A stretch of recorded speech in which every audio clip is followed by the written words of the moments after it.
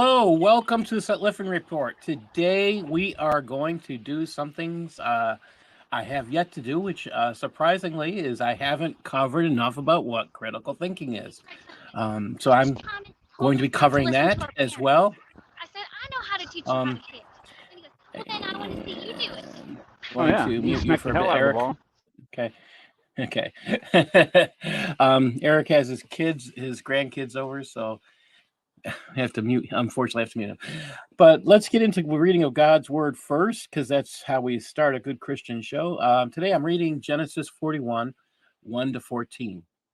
And it came to pass at the end of 2 full years that Pharaoh dreamed, and behold, he stood by the river, and behold, there came out of the river 7 well-favored cows and fat-fleshed, and they fed in the meadow.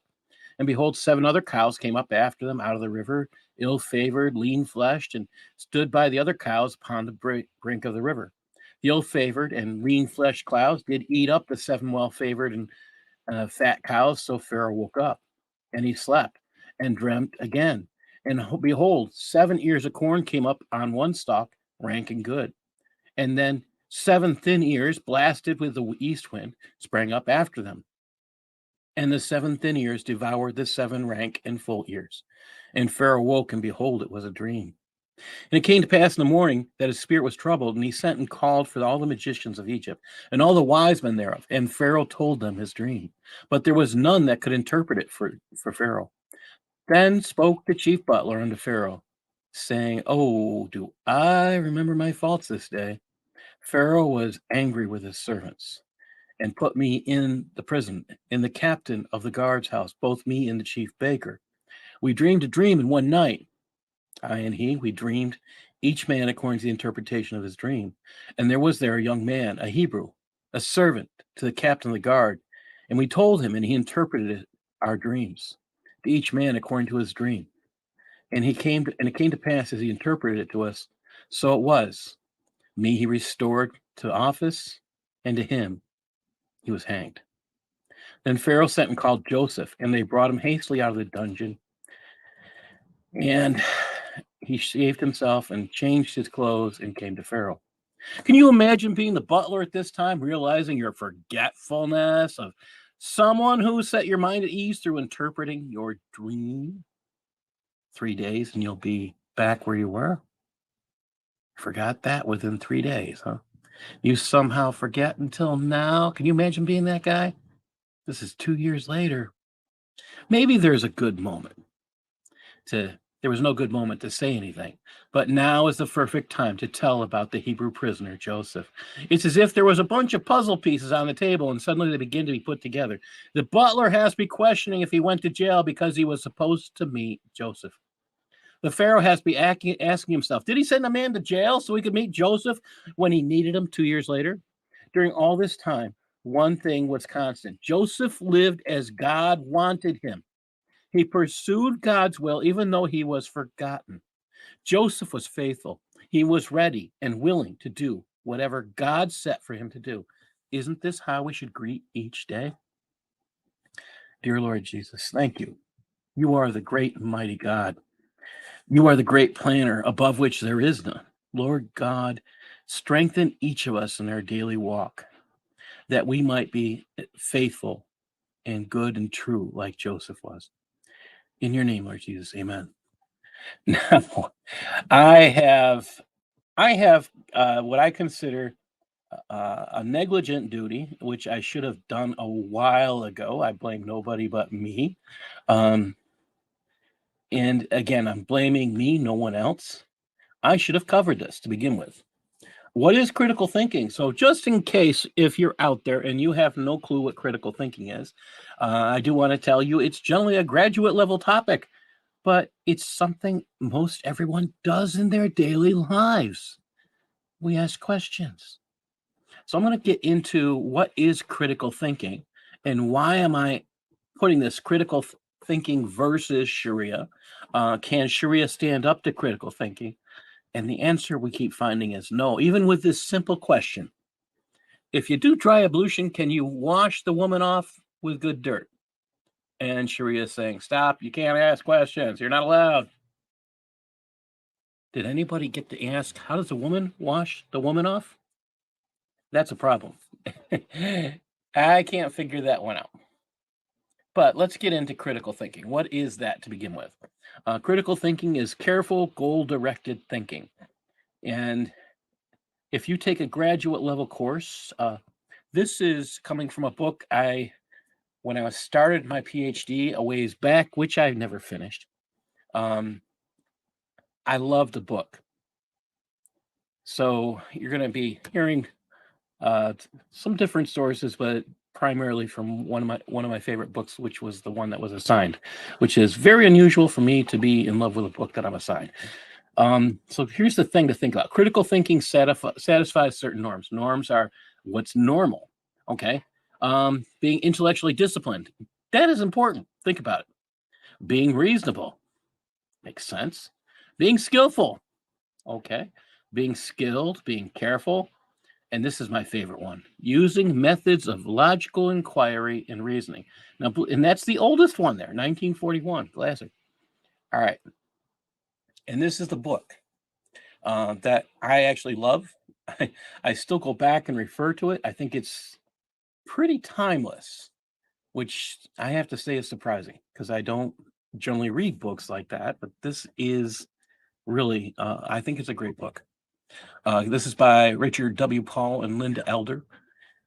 And here's what they say. A person who uses critical thinking must become a critic of his or her own.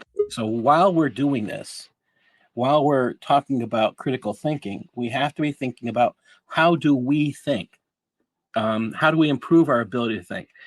And this is actually something I have been working on over the years for my own level of thinking. How do I improve? How do I do things better? How do I ask better questions? And this is extremely important stuff when you're doing research. It's not just for writing papers, it's for how do you think? And Andrew Martin, yeah, the big difference between the classical West and the Islam. We're going to get into that. We're going to get into the stuff on truth telling and things like that. That's actually in here in the discussion on critical thinking.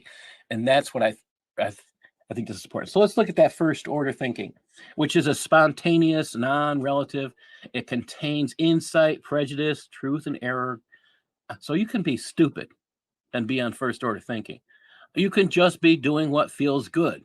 You can be full of bias. You can be a bigot. You can be, again, it's full of truth and error, good and bad reasoning, indiscriminately combined. That's a problem when you think about it. But this second order thinking is first order thinking raised to the level of conscious realization. So you're analyzing, you're assessing, you're reconstructing. How did you think? And yes, this says it all. Andrew Martin, this is what the second level is all about. It's okay to be stupid, just improve. So I will tell people, something I did was stupid. That doesn't mean I have an excuse to do it wrong.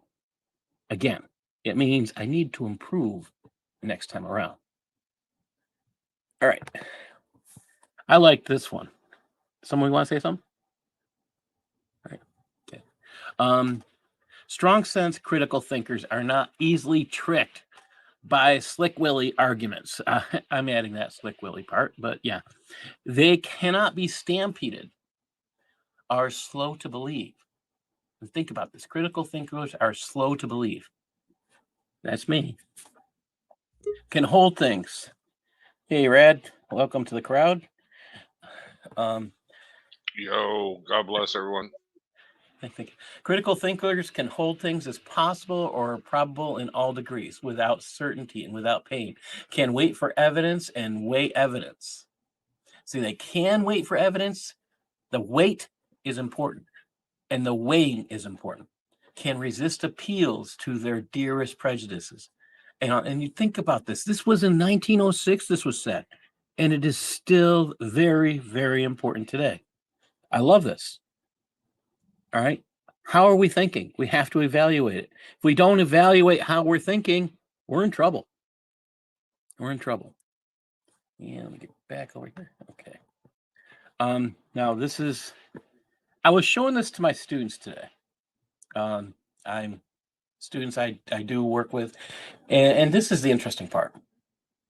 This is the traits of the disciplined mind. You have the intellectual integrity, intellectual humility, intellectual sense of justice, intellectual perseverance, intellectual fair-mindedness. Then you have confidence and reason, intellectual courage, intellectual empathy, and intellectual autonomy. We're going to talk about each one of those. And you're going to see why we do things this way. And actually, you'll see it's very much why Eric does things this way on his show as well. It's the critical thinking, the traits of the disciplined mind. Christians, I'm going to say, have this responsibility to practice all of these things.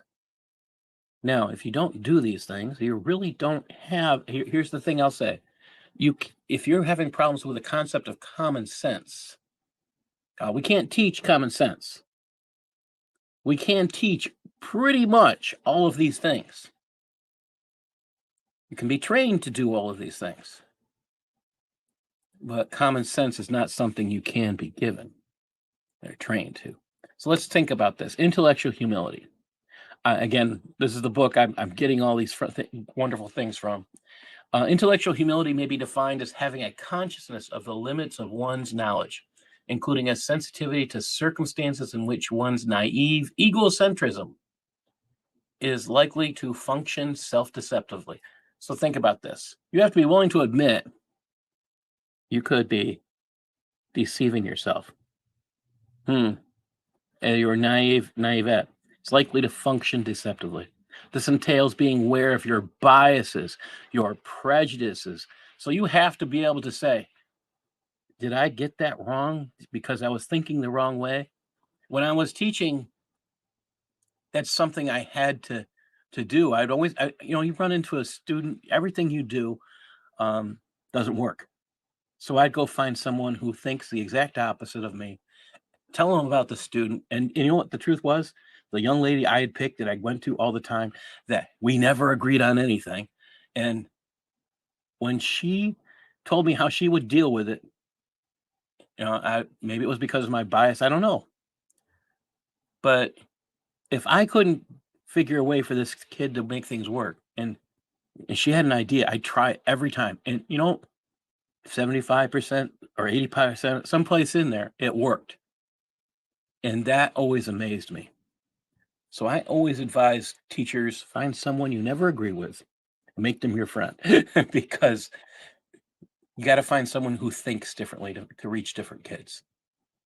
All right, let's talk about intellectual courage. Intellectual courage may be defined as having a consciousness of the need to face and fairly address ideas. See, we're not scared.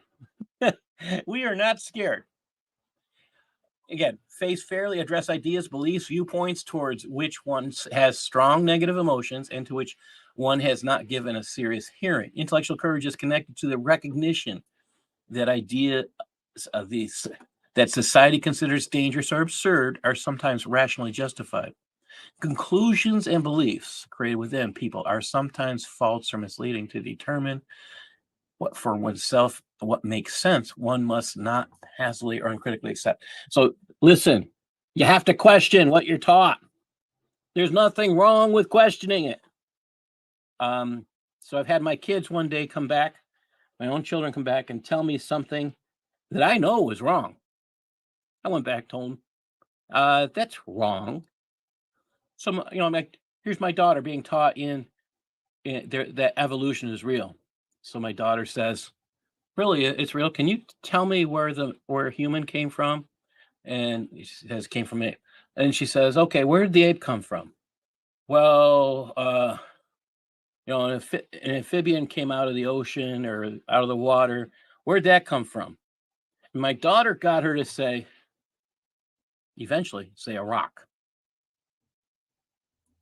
Now, about fourth grade, we do something called the difference between living and non-living material. And there is a science lesson about the difference between living and non-living material. And when you got a high school teacher teaching someone in 8th, 9th, 10th grade that human life, a life form, can come from non-living material, we got a problem. That particular teacher kicked my daughter out of the room. Not once, not twice, but 3 times. I got the call the 3rd time. Well, you know what? My daughter was a genius. She fought. She had the intellectual courage to go forward. And I wish there was more of us like this. And, it just makes me excited to think we're raising that next generation that's going to be brave and strong. And you know what? We're going forward and asking questions, even if they don't like it. And that's okay. All right. Next one, intellectual empathy. And here's something we have to really think about. Are we aware of the need to imaginatively, can we put ourselves in someone else's perspective is what this comes down to. Do we think about how others are viewing things so we can view things the way they are? Sometimes, when I'm going through this, sometimes I'll ask someone else, am I understanding this correctly? Are they really saying this? Sometimes I'll ask Usama or someone else, is this what's really being said? Because I think sometimes that, and I misunderstand. I have to stop and ask questions. I don't want to be wrong. But at the same time, I'd rather be wrong and find out than, I'd rather, my goal is, and this is the point, I think this is the most important thing here. The third line here, second to third line, it says, so as to generally understand them, which means the other person. Trait also correlates with willingness to remember. I mean, again, you have to remember you make mistakes. My biggest rule, no matter whenever I am, I tell it to everyone, mistakes are learning tools. If you don't start with that principle. I actually, one of the last things I taught was computer class. And if you don't make mistakes, you have no clue how to do something. If you're working on a computer program, you don't make that mistake, you can't fix it. I recently did a freelance gig. Huge problem happened. And it wasn't my problem. It was a problem created by Adobe. Adobe fixed the problem. They said they'd never seen the problem before. They tried to explain to me how to fix it. I'll be honest, I didn't understand it. But I was able to share that with the publisher I was working with, and the publisher seemed to understand the directions more than I did. So, again, you have to understand your own limits. You have to be understanding with others and trying to figure this out. Again, this is this wonderful thing about critical thinking. That's part of all this. So you're not just condemning, you're trying to understand. All right. Integrity. Wait, let me chime in on that. Look, we can all agree I make mistakes just as long as we agree that I'm always right, even if I'm wrong. Okay? You know what I mean? That's my philosophy.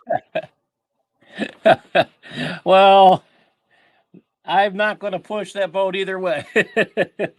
All right. Here we go. Integrity. Integrity is defined as the recognition of the need to be true to one's own thinking and to hold oneself to the same standards one expects others to meet. So here's the big problem I have with this. And this is where we just had Andrew Martin talking about.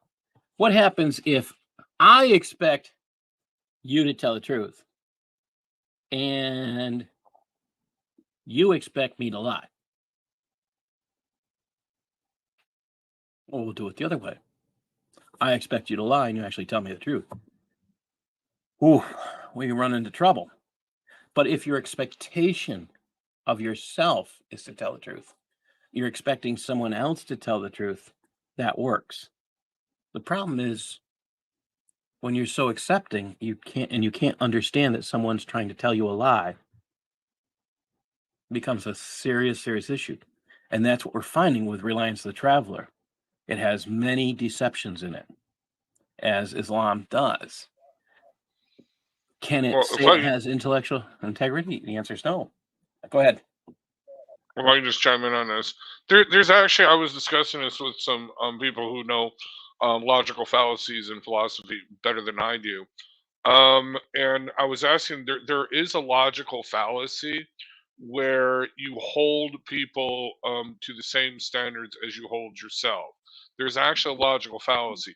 For instance, okay, if we are at war, okay, and I expect you, okay, to treat prisoners of war the same way, okay, that I am treating the prisoners of war that we have, and they don't, and I'm totally disappointed. That's a logical fallacy because you have no expectation of that because you are at war. The only thing you can do, Expectations. yeah, the only thing that you can do is treat people to your own standards. But to demand or to ask someone or to think that, hey, they have to treat our prisoners of war the same way, that is a logical fallacy because that's just not a reality.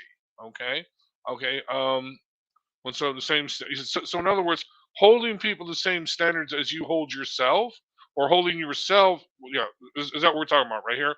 Holding one's thing, Yeah. holding Well, one's you're the same only standard. holding. This is only Yeah. about yourself, though. So it's not holding Okay. the other people to the same standard. That's the All difference. right. And Yeah. that's where this is different. It's all about Okay.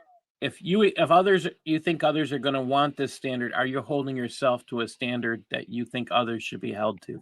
Is what it comes down to. And another thing on this logical fallacy, the whole concept is we can't fight like our enemy because then we become our enemy. No, you're fighting to win. Okay, if your enemy's Well, we fighting had dirty, to do that to fight win the dirty. Revolutionary War. We had to fight that way. Exactly, You had to beat the exactly. enemy. No, the whole purpose of fighting a war is to win the war. It's not to make friends. Okay, you know Yes. what I mean? So there's Yeah. some people take this stuff too far, and it's just like, no, I don't have to. I don't. As a matter of fact, if you're in a battle, even in a political battle, I honestly don't have to hold you to the same standards. Okay, your arguments are weak, and they're weak to begin with. You know what I mean? Seriously, it's just. Yes. I don't know. I'm just finding this duplicity. It's a weakness, really, where they think we on the That's what right you're going have to to put see on that in a kid minute. gloves. Okay, okay, You're all going right, to cool. see that in a minute. You're right on target. Here we go. All right, cool. Let's talk about perseverance, intellectual perseverance. This is defined as the disposition to work one's way through intellectual complexity. So the question is, do you continue? And it looks like I've got a spelling error in here, despite the frustration inherent in the task. Question is, do you persevere to find the truth? Do you keep pressing onward to find the truth when you're stuck on something? Or do you give up? I mean, I'll be honest. There are times I have to get up and walk away and then come back. And I'm actually at a point there in a part of Shariah because I need some help. And I have to wait. I'm going to be talking with Usama later, not tonight, but in the future, so I can do the next session. I can't do the next session unless I get some things translated because I don't trust the translation that I'm seeing. It doesn't seem accurate. So I have to check someone else. So you have to persevere. You have to fight forward, and you can't give up. This is the thing I would tell everybody. If you are a dad today, you are a mom today, this is extremely important for you. Why? Because you're fighting what the public schools are teaching sometimes. And that means you have to persevere. You have to fight forward. As a Christian, this is it. You have to you have to have that perseverance to find that your children are getting facts, they're getting truth, and they're not being lied to. And this is intellectual perseverance. All right. So next one here. Confidence in reason. Now, again, this is based on the belief that one's own higher interests. This is going to sound a little interesting. One's own higher interests and those of humankind will be best served by giving the freest play to reason. Now, there are some, the submitters of Islam. Oh, what's that? Submitters to submission. No, what do they submit to? Sharia. And if they can't ask questions, they don't believe in this free play, the best giving free play to reason. So we're going to run into some roadblocks here. And you're going to see that in a few minutes. Reason encourages people to come up with their own conclusions, develop clear, accurate, relevant thought processes. This is extremely important. We have to do this. We have to fight for this. But we have to also understand there are people that don't want this. Why? because God help everyone. If you know this stuff, if you ask questions, because then you might think for yourself, because then you might come up with your own solutions to problems. Oh no, you might leave. You might become an apostate. Oh, because you ask questions? Because you think for yourself? Let's find out how true that is in a minute. Let's keep going. Intellectual autonomy may be defined as an internal motivation based on the ideal of thinking for oneself. Sorry, Shariah, we're cutting the lines. You're not going to use us as puppets. We do not believe in being a puppet. We believe in thinking for ourselves. That's what critical thinking is all about. Now, let's talk about the opposite of those intellectual virtues, and Rad named some of them. Intellectual hypocrisy, intellectual arrogance, intellectual unfairness, laziness. Now, everybody who's watched that A Mom from Houston can see how intellectually lazy he is when he can't cite a hadith to back up his claims. But he can hold a book and claim there's something in it that supports him. But none of those sources he doesn't pursue. Intellectually lazy. Intellectual disregard for justice. Intellectual distrust of reason. Why would people be distrusted? Why would they distrust reason? Why? Because you might come up with your own conclusions. Ooh. Intellectual cowardice. Self-centeredness. Now, I'm curious. I'm going to add, the next one is conformity. Does anyone see one trait on here, just one, that can cause all of the rest? I actually asked somebody else that today. Anybody? Cowardice? Cowardice? Cowardice doesn't necessarily cause someone to be self-centered. Okay. And it doesn't usually make, it can make you a hypocrite, but it usually doesn't make you arrogant if you're a coward. Okay. So, anybody else?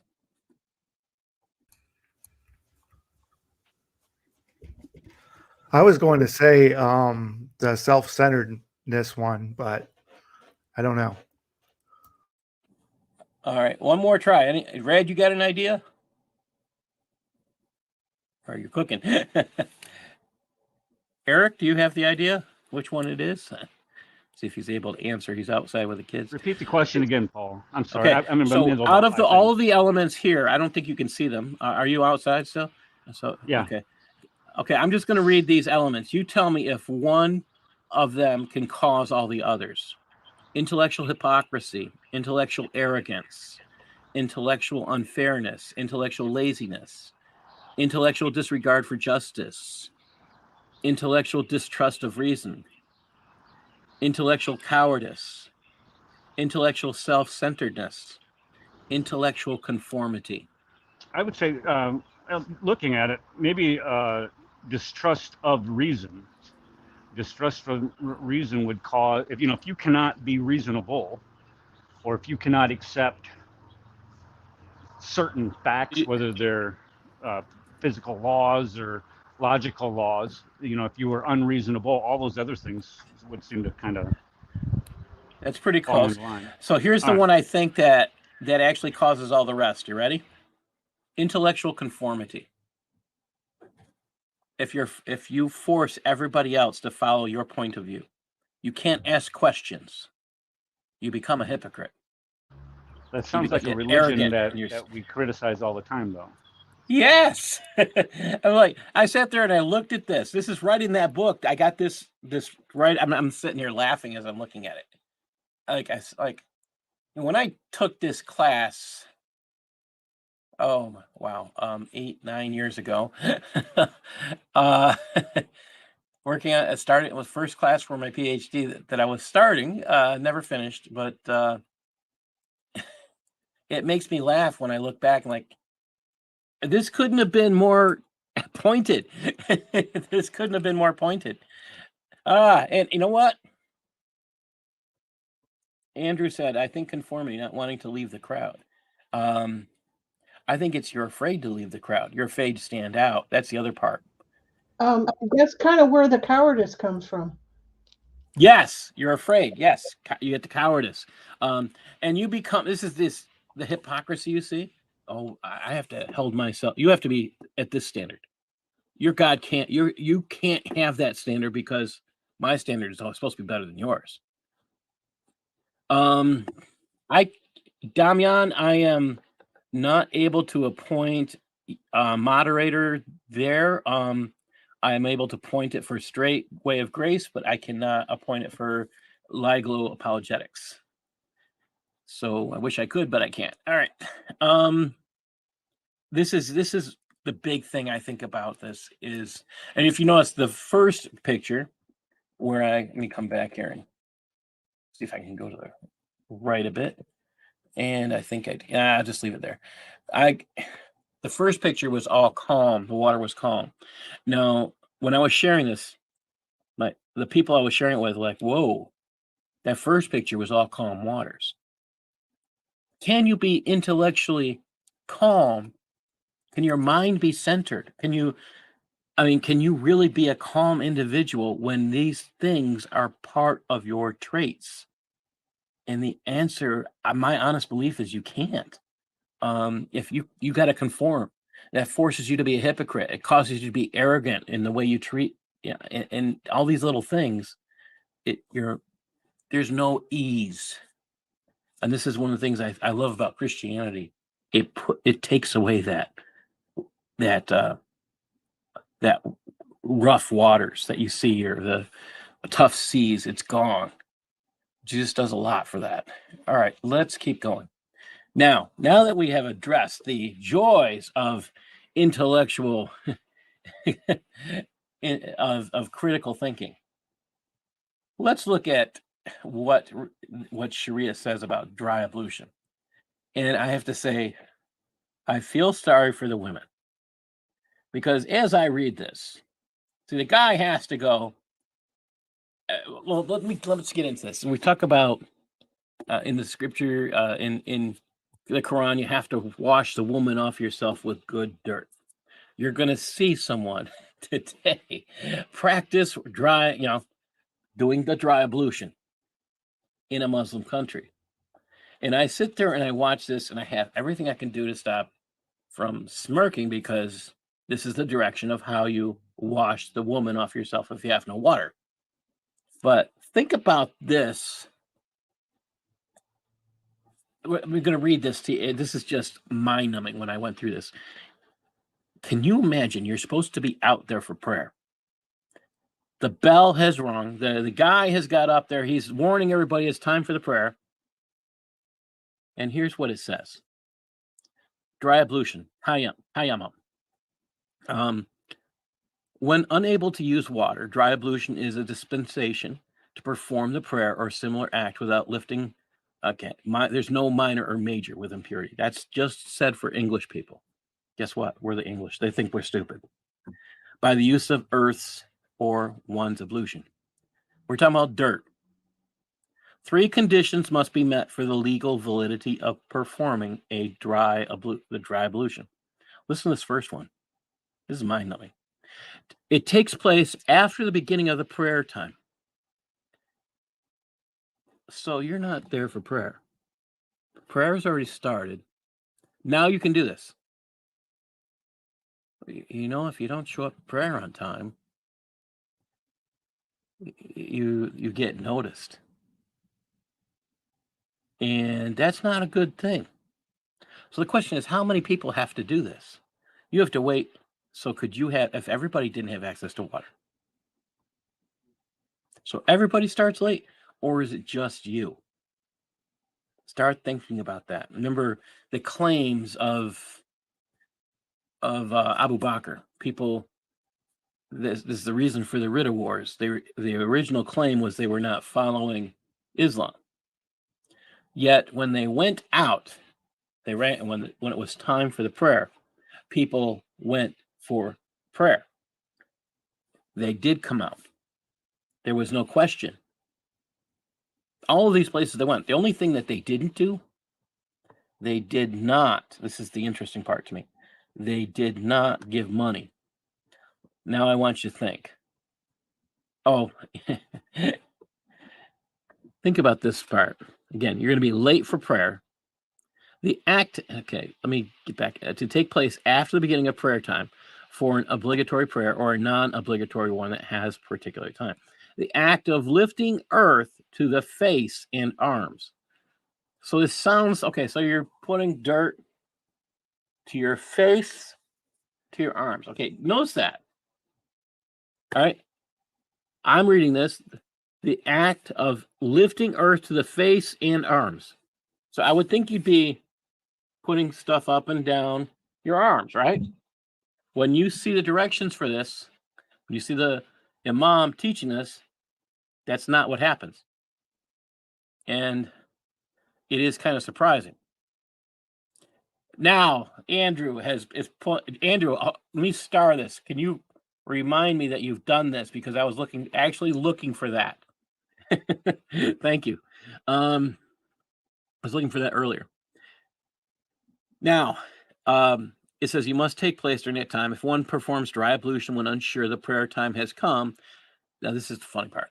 If you're unsure, if one performs dry ablution when unsure if the prayer time has come, then one's dry ablution is invalid. So if you're not sure if it's prayer time or not, you're unsure. You don't have to do this because who cares at this point? Too late. Oh. So you can't pray. So, and it goes on. If one performs dry ablution in the mid-morning or the purpose of making up a missed obligatory prayer, but the time for noon prayer comes before one has made up the missed obligatory, then one may pray with that dry ablution. So if you did the dry ablution, you've already missed prayer. Now you can pray the next one. You've only done it once. Wait a minute. You have to wash with the water 5 times a day. But you can do the dry ablution and do that for, so dirt is cleaner than water? Well, here's something even funnier than this. So I don't know if it's in the reliance of the traveler, but it is serious Islamic jurisprudence. So if a man touches a woman, he can clean himself with clean dirt. So in other words, okay, women are actually dirtier than dirt. Yes. Think about That's this. what so the question is, how does a woman clean the woman off herself? Because I can't figure that one out. That's funny. If they do, dude. I'm not up to finding Well, the woman who's able to do that, to be honest. Well, maybe they just scary. they got to take testosterone to get the woman out of them and become the trans man, you know. So Yeah. oh, look at Eric showing off in his Jeep. Yeah, whatever. Here we go. It's nice weather. Here we have we're starting to get clean air, and yeah, we can still smell the smoke from the Canadian fires. But yeah, See, we need to invade Canada and just destroy those polluters because they're sending us over their dirty smoke. I'm just saying, Yeah, liberate them. I was just thinking of something. Okay, they're equating women with dirt. Isn't that what kufar means? Dirt? Basically, I'm not going to be the expert on that. My biggest problem here is I was told kufar means dirt, and actually even lower than dirt. It's kufar is like the lowest of the low, but I'm going to double check on that before I make a statement that it's wrong. My biggest problem is this. Allah is either stupid, sadly. I mean, I don't want to be insulting, but does Allah not know about things like microorganisms? Does he not know? I mean, I've just read, and let me just point this up here. Thanks to Andrew Martin. Soil transmitted helminths refers to the intestinal worms infecting humans that are transmitted through contaminated soil. Yeah. Go put your feet through there. So I'm going to show you the form of dry ablution in a minute. Now, I want you to think about that. And this is going to be out of an imam in Kuwait. So look at this next piece here that I pulled up. And I pulled it up because in the part I had just read, there was a reference to E6.2. And it says, when one doubts as to whether or not the permissible period for wiping, this has to do with wiping your feet, has expired, then one may not wipe your feet. Now, I left this out because this had to do with how you're supposed to do the ablution, and I didn't think it was really important for us to cover. So there are a few things I'm just skipping a little bit, but when we have to go back and refer to them, the method of ablution to me wasn't important, especially because I showed the video. Now, pay attention to this. Kafir means unbeliever. I think there's an actual statement there about that has to do with etymology about it being lower of. I think it has something has to do with really being dirty. Well, so take a look at this. The kafir, well, the kafir is lower than the lowest of animals, so the kafir is lower than a pig. I mean, if you think about it. That's why we get insulted every once in a while by those that come. Actually, technically, what I heard, kafir means even, I don't know how to say this politely, but feces. I've heard that. I want to go double check with Usama a little bit more on that. I'm not the expert in Arabic. All right, so let me go a little further on here. This guy is an imam from Kuwait, Sheikh Ahmad Al-Rum. He's going to show you how to do the dry ablution. Now, I think Kuwait, it's not a great, I mean, if you think about it, some of the areas probably don't have water, even though for some reason he seems to have some kind of green in his yard. But pay attention to this. Some people call it the dry ablution. Okay? Tayammum, what I will do, I will wipe only the hands from wrist to fingers and the face. Okay? One touch, not two. There is hadith two, but the authentic hadith only one.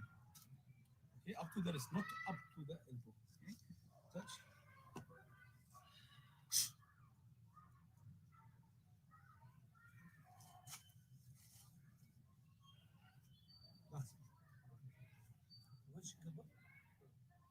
Oh yeah, he's clean. He's ready to commit. He's ready to commit open heart surgery right there. Yep. Touch, then you blow. Wipe the hairs. Did he wash the woman off himself? Is my question. I mean, I saw this and I was like, wait a minute. No, I mean, it made me laugh. I'll be honest, it made me laugh. So, how is this clean? How does doing what he just did, which is tayammum, how is dry ablution cleansing? And there's actual rules about the dirt has to be able to have dust in it. Really? Do you think there's something on the earth that doesn't have dust on or in it? I mean, I guess there are humans out there that are nuts about cleaning. They can get the dust off of stuff. But you're really going to clean the dust off of dirt? Do you think it's possible? Like, those are the things that made me think. But he blew on it. I mean, even if he has COVID, he blew on it. So that makes it all better. You know what I mean? Think how ridiculous this whole idea is. They're so caught up in the process, they're forgetting what the intent is. And what I mean by that is the intent is to provide a spiritual type cleansing of the body before God. And in doing so, when you perform a spiritual type cleansing before God of the body, you are able to present yourself in a better state of worship. But they're so caught up in the process, the process being wudu or the ablution. They're willing to use dirt to go through the motion, to go through the process, which dirties them before God. It does the exact opposite of what the intent is. That's how crazy this whole thing is, Paul. I mean, it's a great point. This is, I mean, I still don't see how you can clean the woman off with dirt. I don't see how you can call yourself clean. Notice what he didn't clean. He didn't clean his feet. He didn't clean. I mean, he put his hands. He didn't go through his hair. All these things you had to do for ablution, and he didn't do it with the dirt. He did put his hands slightly through his hair, slightly, and slightly run his hands, but he blew the dirt off. So was the dirt supposed to be cleansing, or is blowing it off cleansing?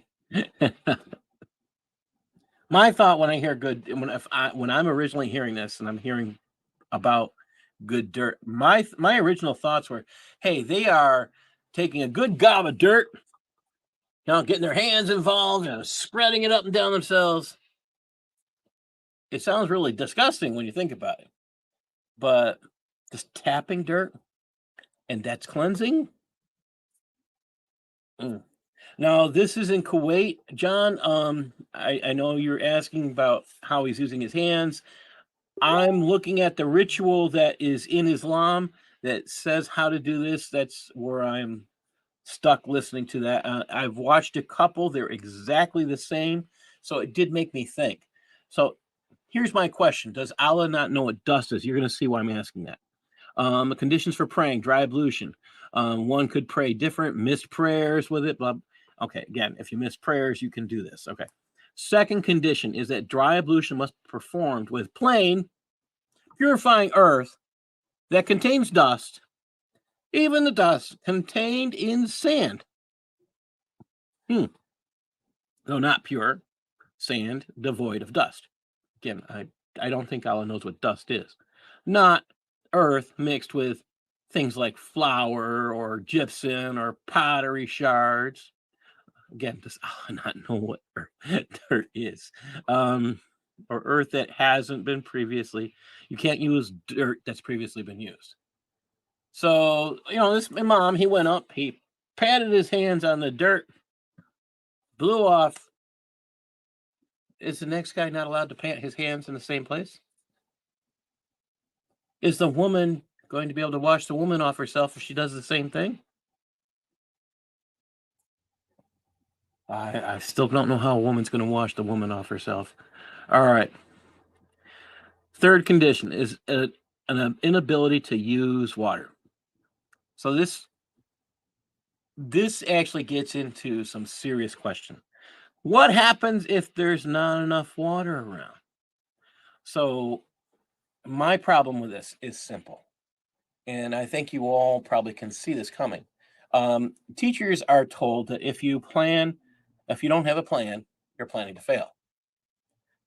So let me go back and look at the definition of dust so Allah can learn. I mean, this is when Allah learns how to Google, he can figure this out. Merriam-Webster says this: dust is the fine particles of matter, the particles into which something disintegrates. Okay, that's dust.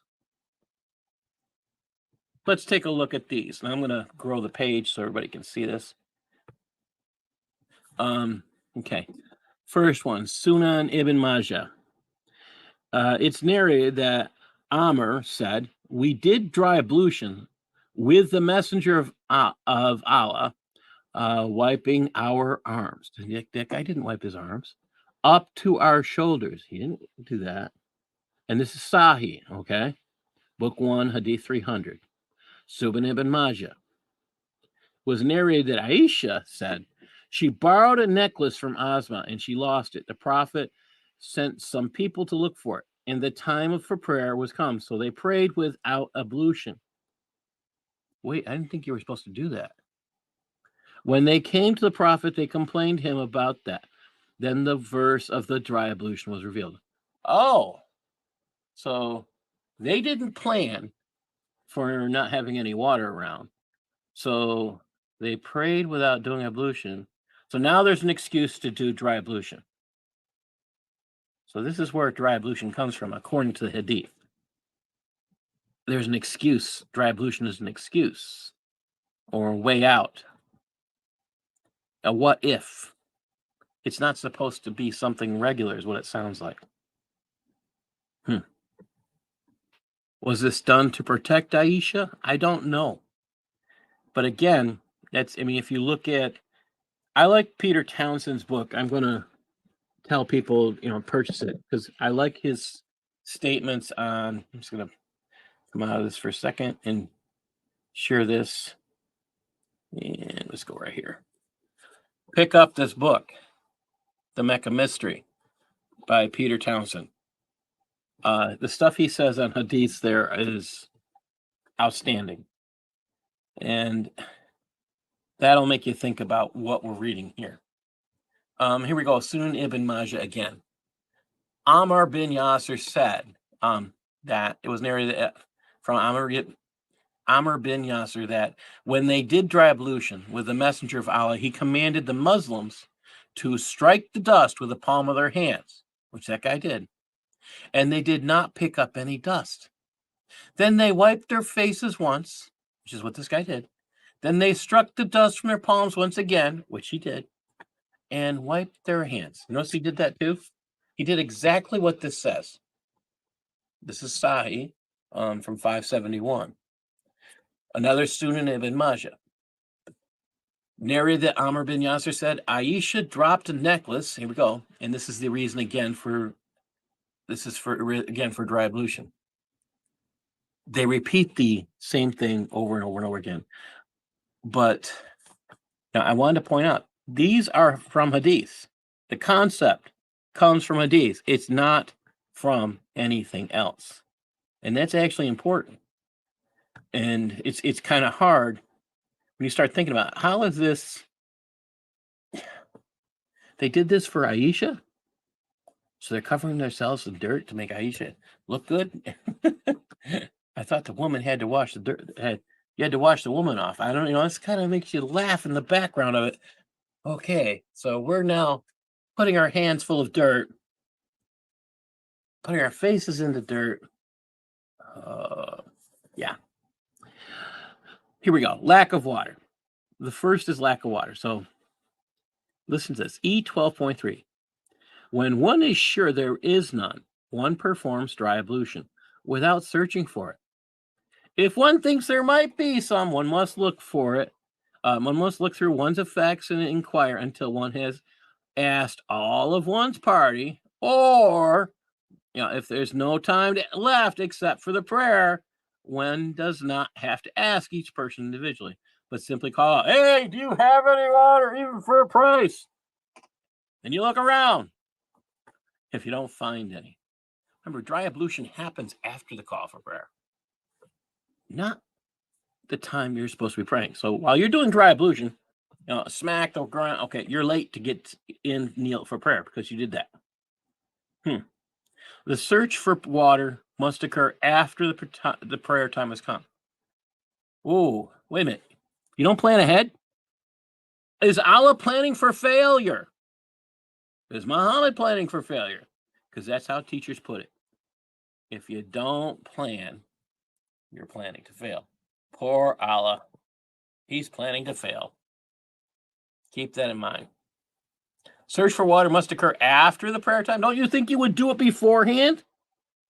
Why are you waiting till then? How is this even?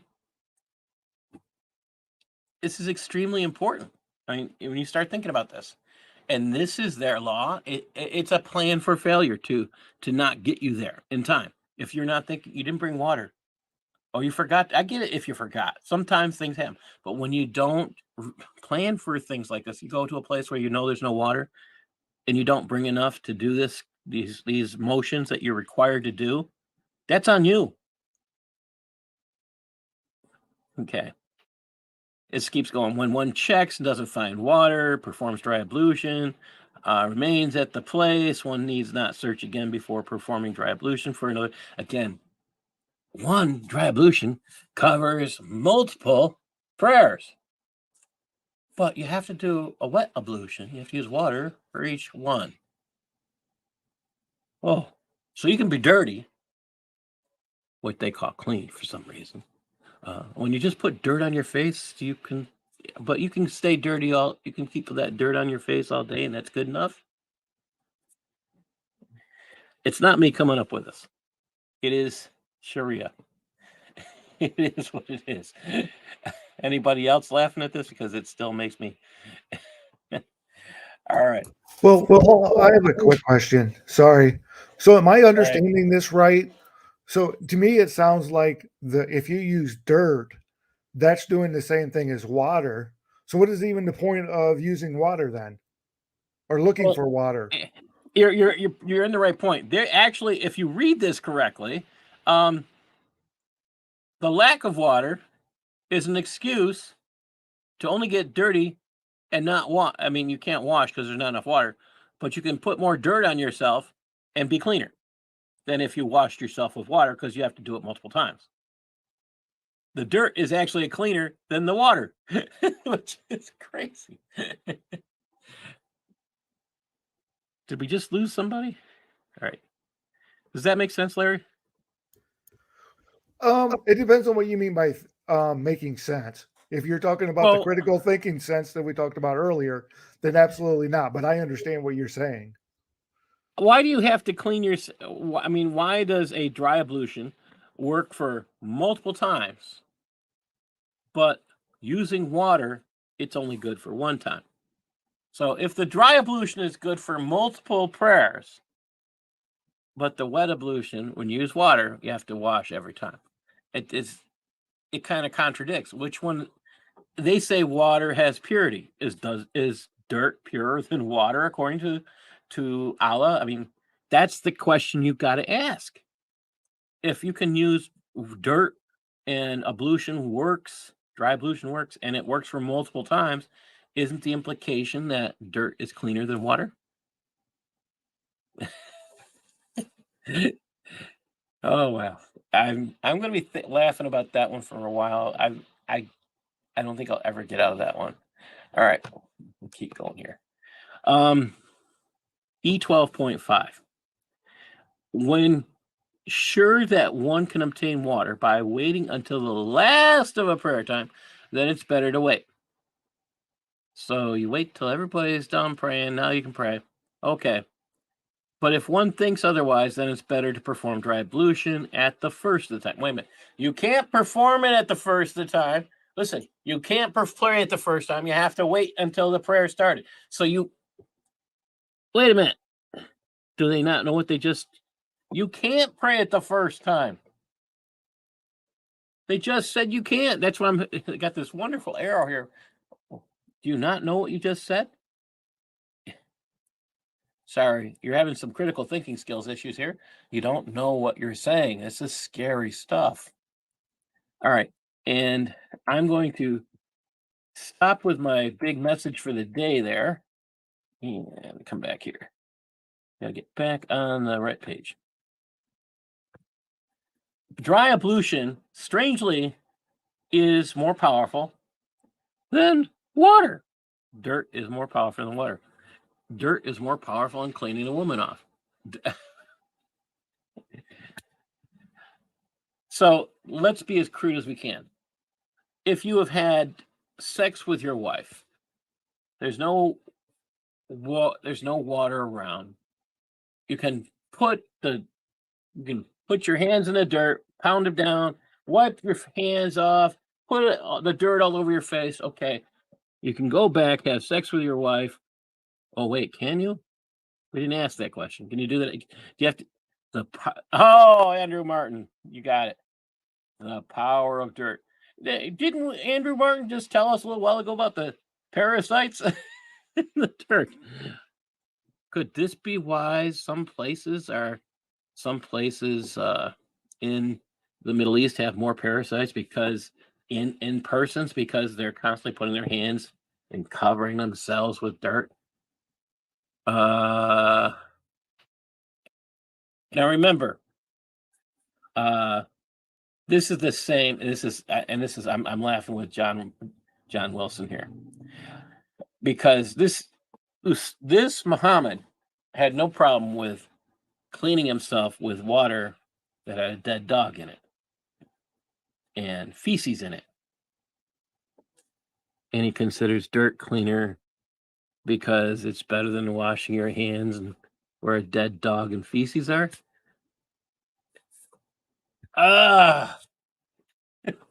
Look at the mindset we have. What kind of a man, what kind of a mindset do you have where you consider dirt cleaner? Is, if you actually do a study on the type of water and where things are and what they're talking about, you conclude that this can't be in Saudi Arabia. That is when you actually do the studies. I think people need to pay more attention to when Eric does his thing on did Mecca actually exist? I mean, each time he does that, I try to pay closer attention. Do I miss something? I mean, I have to go back, and my suggestion is go back and watch those, because this stuff, what we're reading here, dry ablution has more power than water. Well, you look at, what does Muhammad consider pure? Just about anything. He says water can't lose its purity. Not even water that's a dead dog is immersed in. Even Shariah tried to correct him. Well, if it's a small amount of water, you shouldn't. Okay. Shariah corrects Muhammad. It abrogates Muhammad's word. Okay. This is the stuff we have to pay attention to. This is why critical thinking is important. Are we asking the right questions? Is there a bias here? Are we being biased by asking these questions?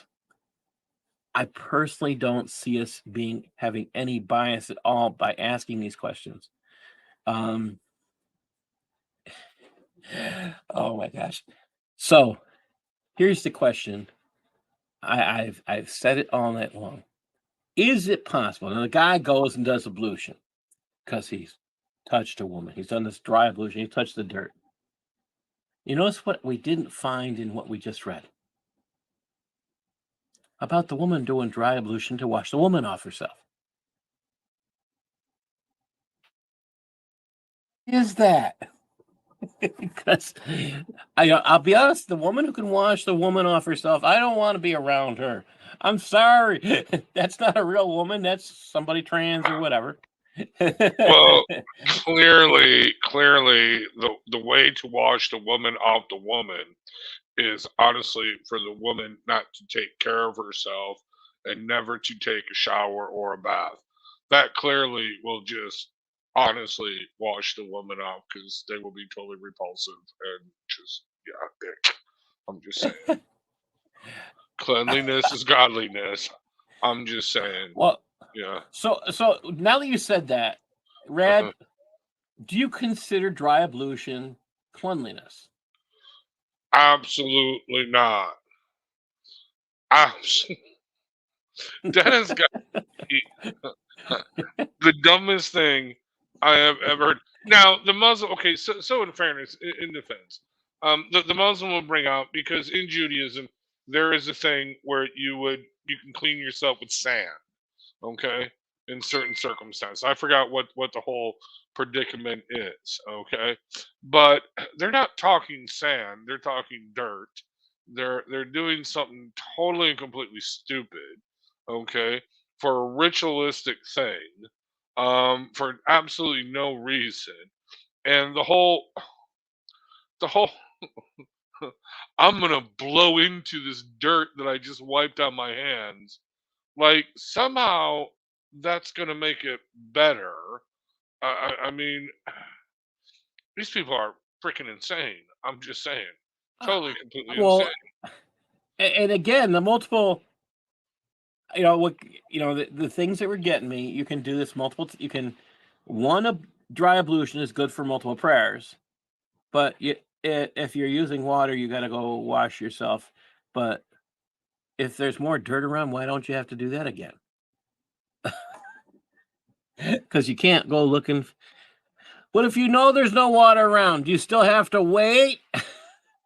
No, I mean, again, it's the simple thing we tell people.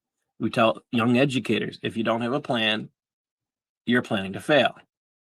Well, I mean, bring the water with you.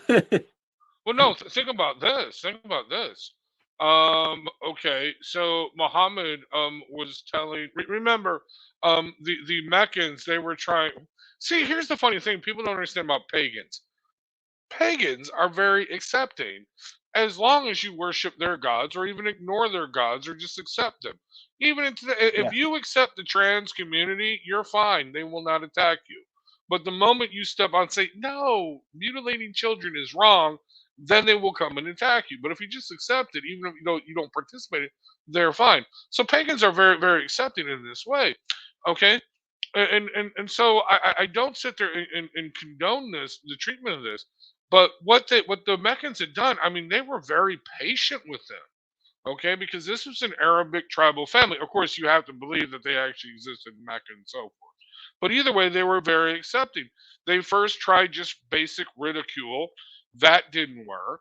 And of course, this Muhammad is stealing away their children, and telling and their slaves and telling them that they're all going to burn in hell and rot in hell unless they follow his God. Blah blah blah, doing all this stuff. Of course, there's going to be resentment and payback. So then they exiled them outside of the camp of Mecca, wherever they were at, and they were like, okay, but then they started poisoning their wells. Okay, their water wells. They started dumping in the dead animals and menstrual cloths and all this stuff. In this, and remember, a well at this point in time is just kind of an itty bitty little spring. You know what I mean? It's not a giant pond. Okay, all right. So Well, yeah. actually, they're depictions of some of these. Now, that's not exactly. They're not exactly small things of water because Oh really? Okay. when you Well, start either looking, way, yeah, so some of these are huge because they well, this is talk not like about a putting dead lake. Yeah. bodies in there. Right. Yeah, Right. well, Yeah. So, they're huge, they're huge so holders of so they're water. putting in they're putting in all this refuge and menstrual cloths and which contain women, so that's making it really dirty. And they're But you putting can all this wash stuff in. yourself in it. You can wash yourself, Right. the woman off yourself, in water that has menstrual rags in it. Exactly, exactly, because that's clean. But yeah, but they're not only that, but they're drinking it and stuff like that. And these people are getting horribly sick. And they're telling Muhammad, the water's not clean. And Muhammad's like, hold up the glass of water. Is it clear? Then it is good. Nothing makes water impure. That's a Well, it scientific doesn't even miracle of matter. Allah. But Huh. well, it's worse than that. It doesn't have to be clean. It doesn't I have to be know, clear. I Muhammad know. said it. Muhammad said nothing makes water impure. Period. I mean, there's Mm, nothing. So this is where Shariah exactly. had to correct him, And these and people are getting that's what I horribly find sick. humorous. And these people are getting horribly sick. Not only that, but he forbid alcohol during this same time, so they can't even sanitize their water. Remember, one of the reasons for alcohol was not that it made you feel good. One of the reasons was alcohol because they found out very very early on that if you mix alcohol with water, it sanitizes the water. You know what I mean? Okay, it was used as an early form, well, food preservation and water sanitation. Okay, it only takes like 3% alcohol or 6% to kill bacteria, most bacteria like cryptosporidium, like Ebola, not Ebola. You know what I mean. Anyway, bottom Yeah. line is this: this dude was poisoning his own people because he was stupid. Okay, that's the bottom line. Well, they are the ones that tell us that he never learned to read. They're the ones that say this, and they choose to claim he's a prophet, yet the Quran never claims he's a prophet. They claim he's a seal of the prophets, which makes him a messenger, which is what the Quran calls him, a messenger. It never calls him a prophet. And this train of thought, it still makes me. Now I got to come back to something you said, Rab, because it's actually something I was working with Usama on earlier today, just before the show, and I want to share concerns about this president we have. I'm going to share the article in the news in the lot, and for everybody who's on here, I'm going to put it in private chat. I think everybody has the duty to share this article with your local pastors, with your local Christians. I think every Christian in the United States in Canada should especially, if you live in another country, this is a reason to pray for us. Let me read this. This is by Ben Johnson, came out June 8th of 2023. Guess what? Today's June 8th. Biden's counsel to keep churches safe, including Al Sharpton, and it says 3 Islamists. We're just going to say 3 Muslims. As attacks against churches have tripled over the last 4 years. Who's president for? Okay, wait a minute. The Biden administration, it hasn't tripled in the last 4 years. It's just during Biden's time. The Biden administration has appointed a faith-based security commission to advise officials on how to keep churches safe.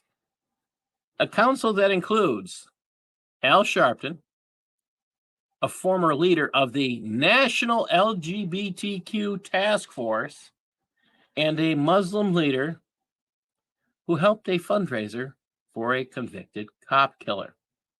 The Department of Homeland Security warned that churches and faith-based institutions face a greater likelihood of violent attacks in the coming months due to the caustic U.S. political debate, warned in a May 24th bulletin about this. Okay, now let me talk about this part. The statement here is it's a warning that churches and faith-based institutions face a greater likelihood of violent attacks in the coming months due to a caustic political debate. Now, this came out May 24th. What was happening, people? This is an easy answer. Who was getting boycotted? Would it be Target? And Yeah, who else was getting boycotted? Budweiser. I haven't had a And- Budweiser since then. I switched to Miller Lite. Screw you. Yeah, Bud Light, and this is my point. This is scary stuff, and this is kind of mind-numbing. I looked at this. Here's the thing: what they mean by churches, they mean affirmative churches. Oh, Churches no. that affirm. Well, I want you to No. think. No, I want you to think. Huh? There's a reason I'm saying. I want you to think of church as the Christian, not. I'm talking about conservative churches, churches that worship the Lord Jesus, not. Oh no, wanna no, be you pretend. misunderstood. No, hold on. You There's a reason I'm misunderstood what saying this. No, No, hold on. I don't. Okay, hold I'll on, listen to you. I'll 'cause listen. Go all ahead. right. Okay. So this, you're gonna understand why I'm saying this, because you're gonna. This is now. If this is, they're saying the agenda of, if you're going against the agenda of the LGBTQ, now there is reason. Listen, now there is reason for a greater likelihood of violent attacks. So who's going to be causing the greater likelihood of attacks? Well, let's see. Now you got the national LGBT. Wait, the people that are upset are the LGBTQ community, and they're putting them on the place to keep churches safe. Doesn't it sound like a stamp of approval rather than a place to keep them safe? Now this goes on. They included in this group. This group's supposed to aim to prevent, protect, against, respond, blah, blah, targeted violence of terrorism, blah, blah, blah. They don't consider, the LGBTQ community does not consider themselves terrorists. So let me talk about these people around here. Al Sharpton. Al Sharpton's on this group. This is the guy who's the race baiter. I mean, he's the anti-Semite. And this, if we want to talk about a race baiter, it's hard to find a better example than Al Sharpton. I mean, I don't know. There's very few people I can think of that would be a better example than that. So if your church is full of black and white people, or full of just white people, he might, okay, you guys can go attack. We won't say anything. Then we got Naomi Washington. She's this LGBTQ person. Naomi Washington Leaphart. She works for the National LGBTQ Task Force, one of the nation's oldest pressure groups that seek to change Christianity's Bible-based teachings about sexuality and gender. Oh, remember, she thinks there's all these different kinds of genders. Let's see. Let's look at DNA. X and Y. You can either be XX or XY. Is there any other possible combination? No. Sorry, I don't think it works for you, Naomi. All right, so you can believe what you want, but you think that. So she's against anything that she's against churches that say, look, if you're coming to church, we don't care what you are, but we want you to understand you can't be in leadership if you're going to be doing these things. It just as the Christians will say, look, it doesn't matter if you're homosexual or straight or what. Sex outside of marriage is wrong. So she's against even that concept. Now, this is an educator who teaches Africana studies. I mean, that right there, I'm still trying to figure that one out. Africana. Anybody heard of Africana before? and she teaches theology at Villanova. I'm kind of concerned about their theology. And she's upset that the United Methodist Church told a lesbian woman she couldn't be a pastor. They're questioning whether she could be a pastor or not. This is scary. Then they turn to this other member here of the National Council of Churches. As a kid, when I was a kid in high school, I found out about National Council of Churches giving money to the World Council of Churches.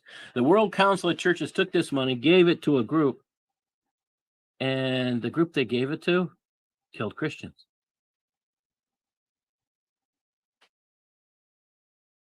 Yeah. So it's okay to kill Christians. I have nothing to do with these two groups. National Council of Churches, World Council of Churches. They are the most ungodly groups that I know of. And you have to look at it that way. You can't trust people that want to be members of these groups because they have no problem financing others who will kill your brothers and sisters in other countries. And I've met them. As a teenager, I confronted them. You should have seen, nobody gave them money after I asked a question. You're not going to make sure that if you give them money again? Well, we can't. But you're going to give them money again. Is that correct? Yes. I was a teenager. I asked that question. Nobody gave them money after that. Oh, guess who they wanted to leave? Yeah. Next one on here. Now, most of you might be aware of the name where this person works. Muhammad Hagmagadi Ali, also known as Imam Muhammad Majid, executive director of Al-Dul's Area Muslim Society. They call it the Adams Center.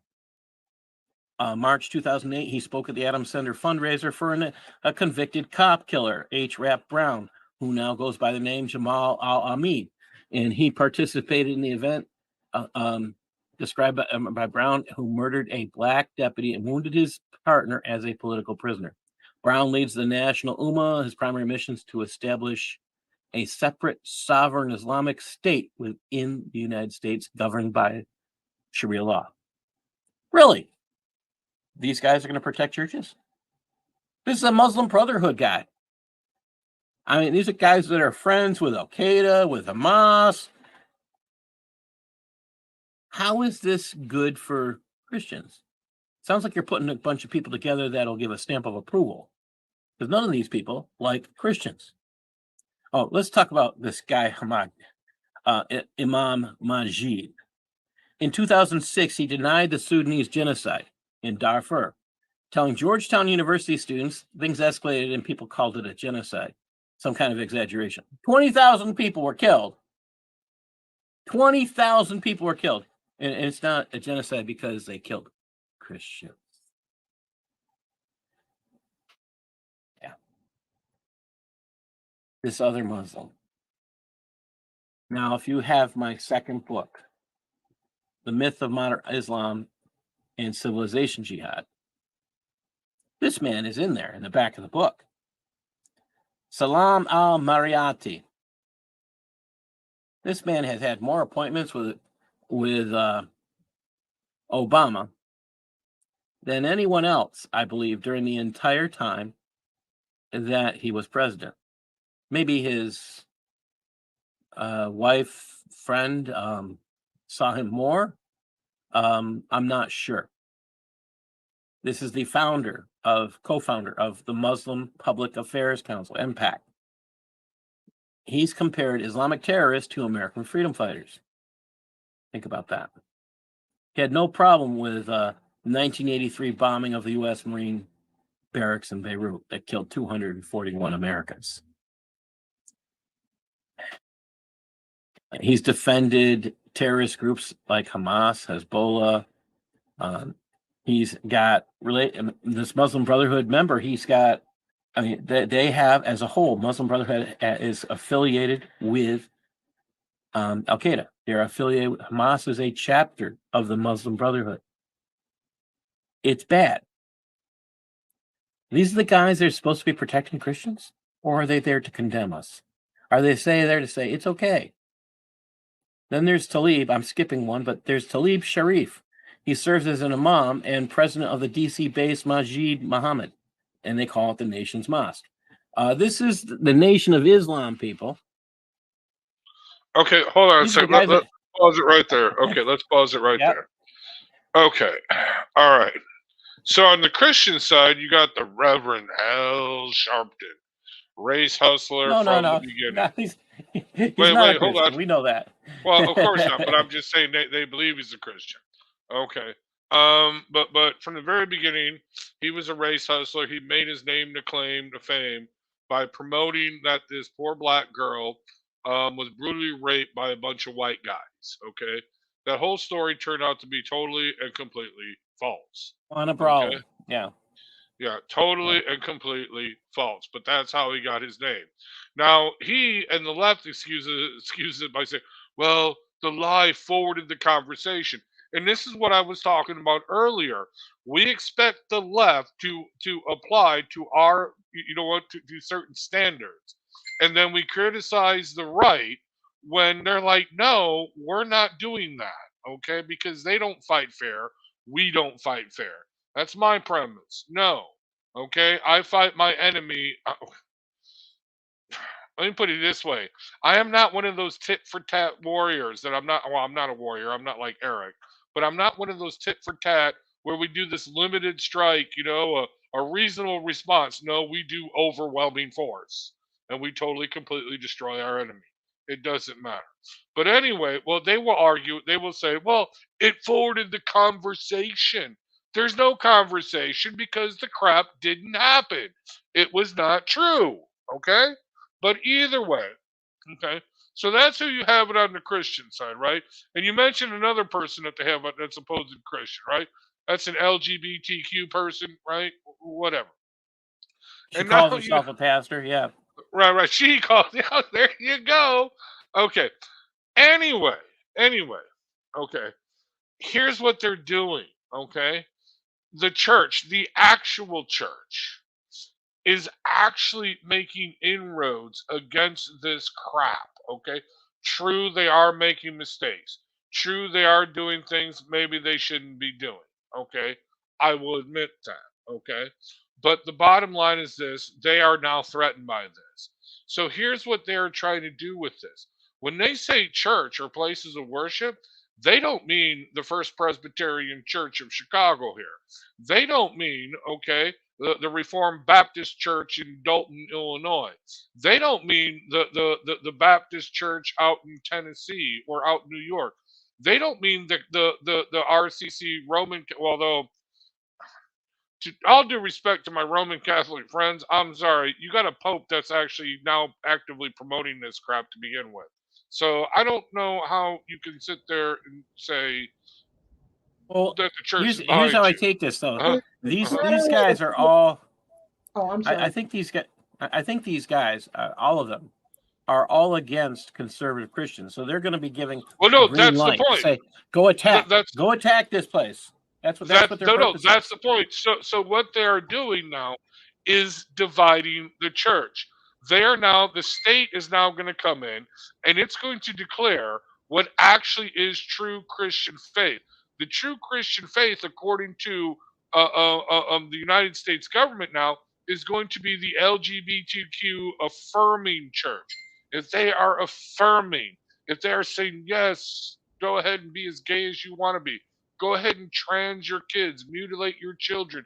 It's all it's You know something, people are fighting back on that. I Well, think that's it's it. a minority of people, and they just got a loud voice with all the news and all the, the left well, wing no, politics. that's the thing, Sharon. That's the thing. People are fighting back. We're making inroads on this. We are Yeah. changing the narrative. So now, guess what? The United States government is coming, and you people. I shouldn't say you people, but I want you to understand how powerful the United States government is. The process is the punishment.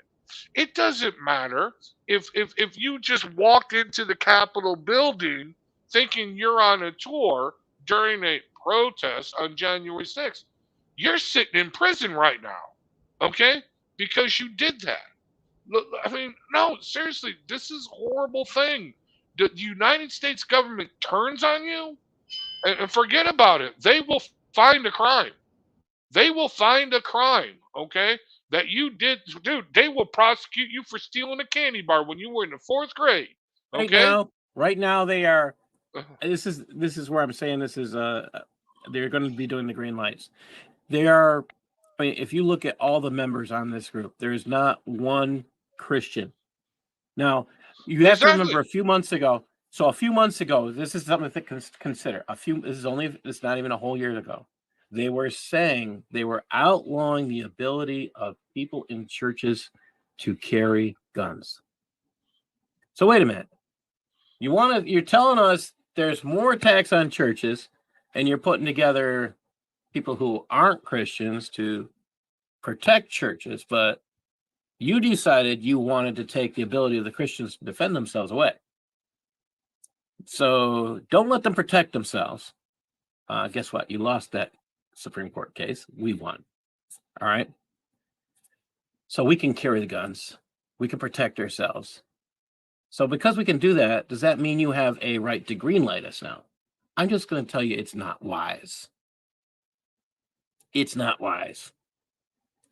And the other part in here that I don't know if I didn't read it out loud, but this woman who is the LGBTQ person, she openly proclaims in the article that she is putting people in churches for the purpose of subverting the churches. Oh no, that's what they're doing. That's what they've been doing. Well, the whole I mean, dude, you look at what's been doing in the schools. This is generational stuff, and it really is our fault. It really is our fault. Okay, but here's what you're going to see that's going to come out of this. You're going to see the only churches are protected are the LGBTQ churches because they're going to be considered the real churches. Okay, but any attack, not just attacks, but the investigations. Remember, according to the FBI, have you listened to the whistleblower stuff? They actually pulled a dude that was working that got an award on his work on child sex trafficking and child pornography. They pulled him and they put him on domestic terrorism. And domestic terrorism. And where was he working? Yeah, he was warned there was no again? domestic terrorism. So they send him out to a church parking lot and a school board meeting parking lot to write down license plates number. And when you get tagged, this is what you don't understand. Everybody thinks, well, they just put a tag in the computer. That can be easy to remove. No, once that tag gets placed on that you are a domestic terrorist, forget about it. You ain't getting that removed. You don't. Even if you do get removed, it's still there somewhere. You know what I mean? Well, listen, you go to get on a plane. You go to get on a plane. You're going to find out the hard way. Yeah. And this is the stuff that's it's happening today. Now here's the thing. All this stuff. Okay. Look, you guys know I'm all in for DeSantis. Now, don't get me wrong. I'm a Republican, registered Republican. Whoever wins the Republican nomination, I will vote for no matter what. Okay, I don't care. I vote party lines in this, and this is what I think a lot of people don't understand. We got to do that. The dividing line is now drawn. Okay, all right. Regardless, the Republican Party has this problem, but that's my problem because I'm a member of the Republican Party. I should actually start going to the meetings. I really should. but I don't. But that's beside the point. Okay. But no, seriously, this is the line that has to be drawn. Now, this stuff was happening under Trump? Did he fire anyone? No, he didn't. Instead, he actually kept the deep state going.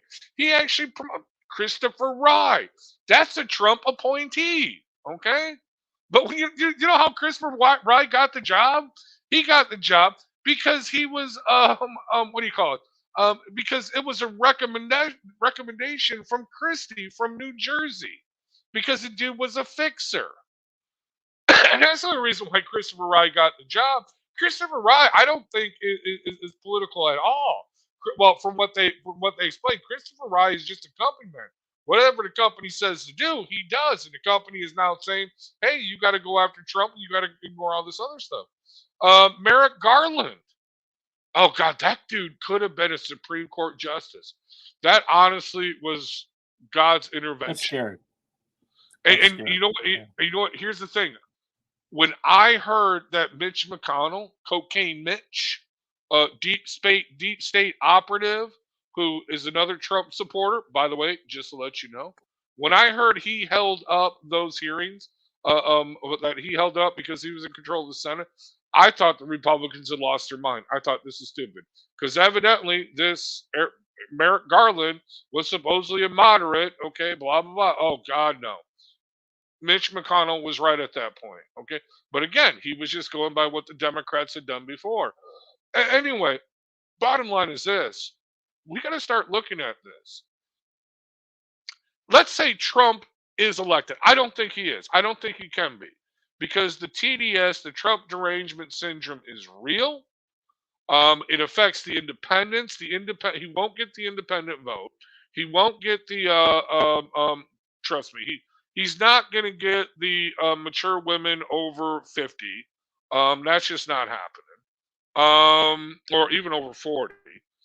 Yeah, but he's definitely not going to get the independents. He's not going to get the Bernie Bros. A lot of people don't understand the Bernie Bros, because they were so pissed off at Hillary Clinton for what the Democratic Party did to Bernie Sanders. They completely sabotaged him. Bernie Sanders should have been the nomination in 2016.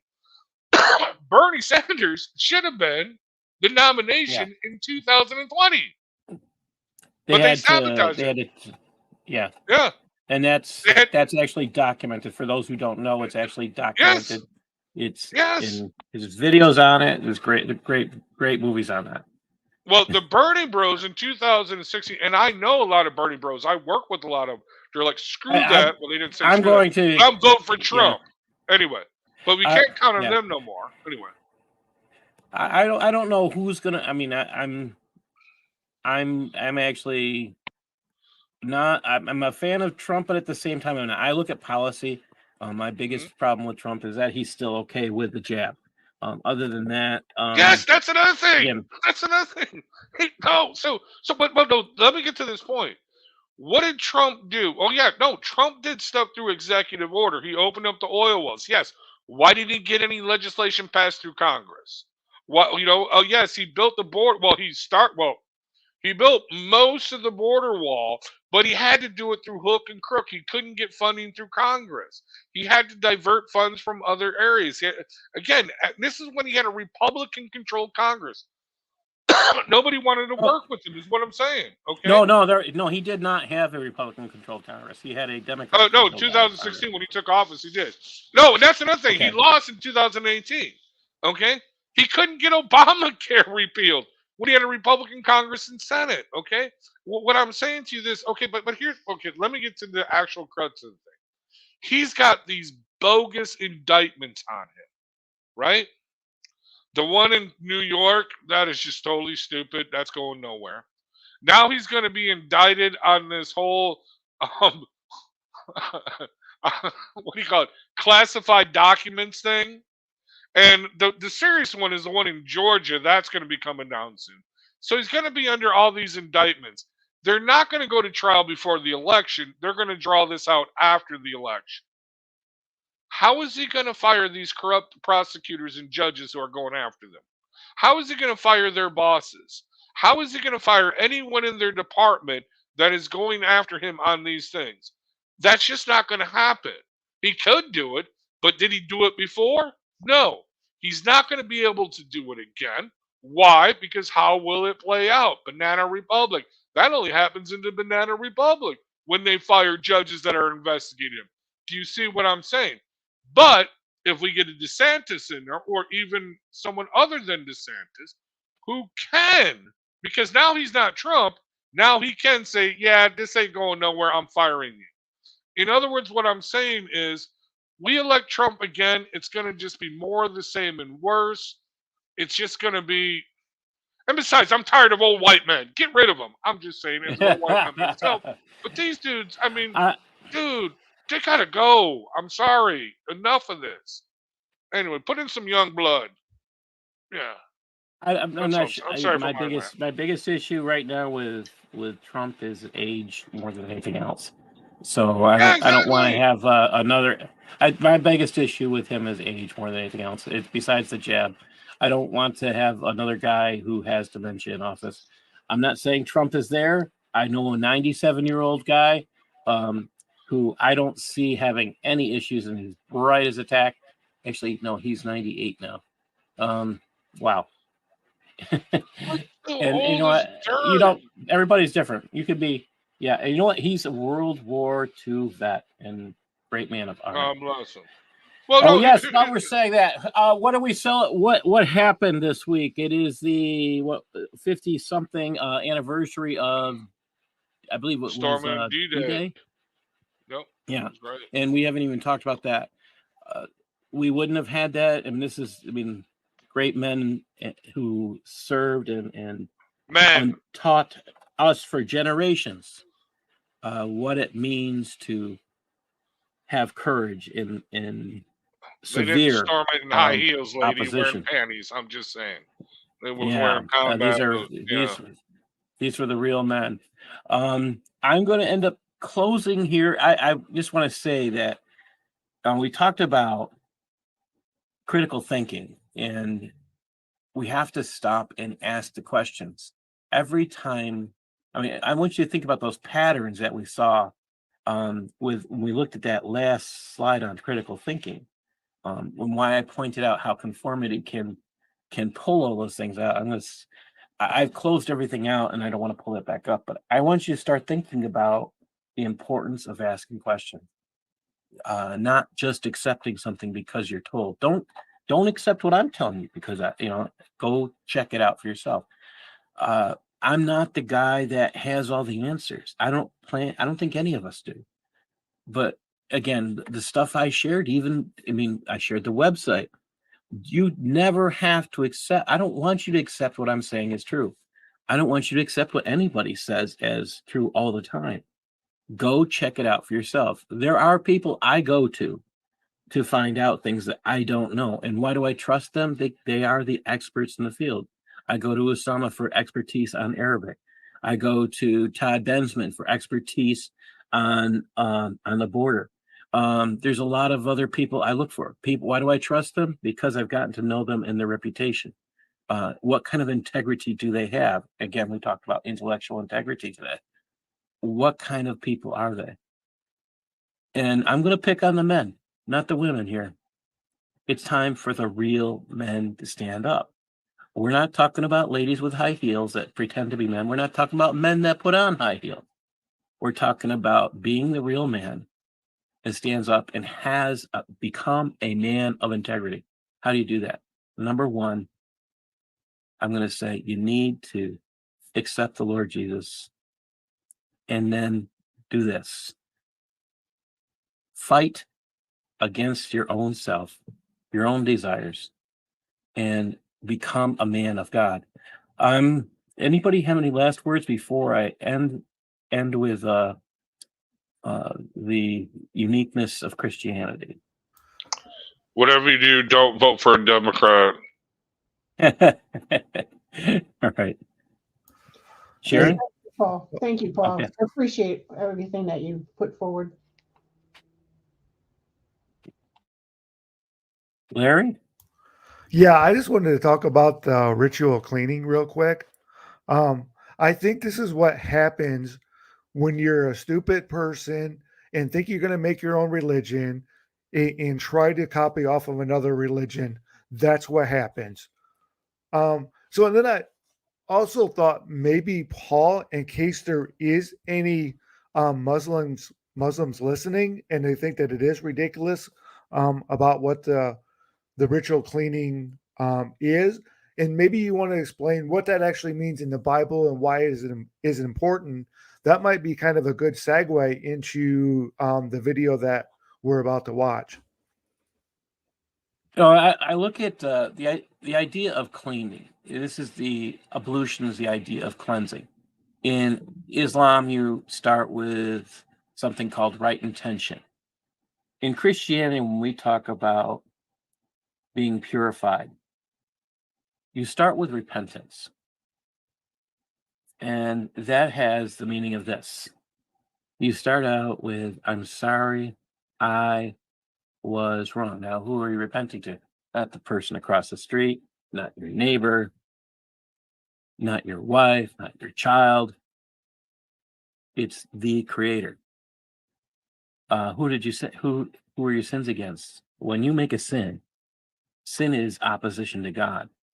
You're begging for forgiveness for Him. Now, the washing ritual they go through, it's worthless. You can't do it unless you've done step one. Everything else is negated if you haven't done step one. Just like an ablution, it says you have to do the right intent. You're supposed to do it first. There's an exception. Believe it or not, there's an exception in there. You can remember it a little later on. But the thing you have to think about is how important is it for you to become a person of integrity? I am going to pick on the men over and over again. We have to become the men of integrity.